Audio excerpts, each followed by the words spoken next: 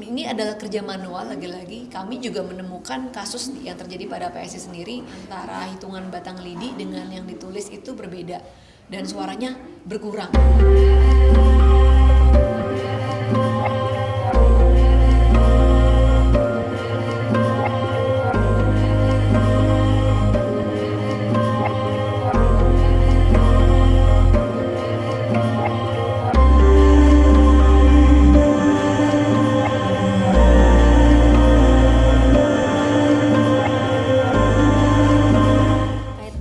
Adanya dugaan data suara tidak sah di TPS ini yang diduga tertukar atau ditukar untuk menjadi ke suara PSI ini kan sedang ramai dibicarakan ya Mbak. Mungkin minta tanggapan. Ya, ini terjadi di mana-mana ya, dan mungkin karena tadi ini kan kerja manual. Saya punya data dan juga sudah beredar di media sosial, ada daftar misalnya ada 72 TPS P3 di mana terjadi ketidakcocokan antara C hasil plano dengan Sirekap. Begitu pula Nasdem ada puluhan TPS, Perindo juga demikian gitu.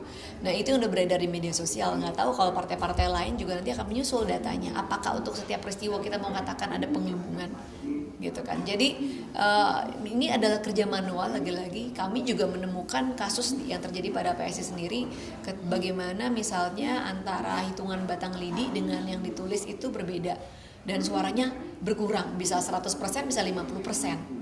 Ya itulah tugasnya, makanya petugas-petugas di lapangan untuk kita protes kalau ada ketidakcocokan, karena lagi-lagi kalau kita mau berburuk sangka terus ya nggak akan ada hasil yang baik ya Mbak, karena memang masih manual prosesnya begitu, dan mereka bekerja dari pagi sampai tengah malam. Ya mungkin saja ada salah catat, salah tulis, salah jumlah, bukan dengan maksud yang buruk ya.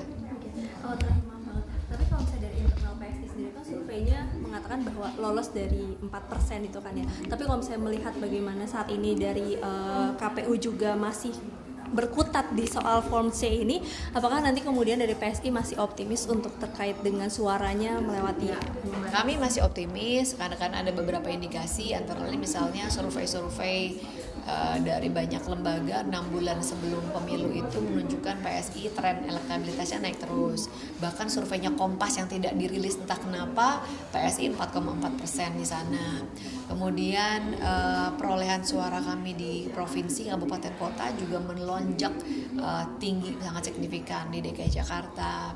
Kemudian di kota-kota ya, di Semarang, di Tangerang, di Banten, di Surabaya, di Papua bahkan naik sampai 300%, di NTT naik sampai 400%, di Maluku naik sampai dengan 600%. Jadi kan memang ini tercermin juga gitu ya, antara intention to vote sebelum pemilu, kemudian juga perolehan suara di DPRD-nya provinsi dan kabupaten kota juga melonjak drastis. Jadi kami masih optimis, kita kawal terus perhitungan real count di KPU.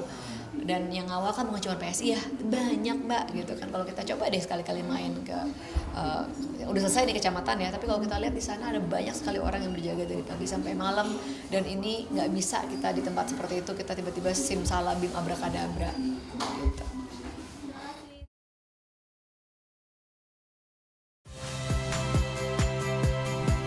Saya Yasir Neneama. Saksikan program-program Kompas TV melalui siaran digital, pay TV, dan media streaming lainnya. Kompas TV, independen, terpercaya.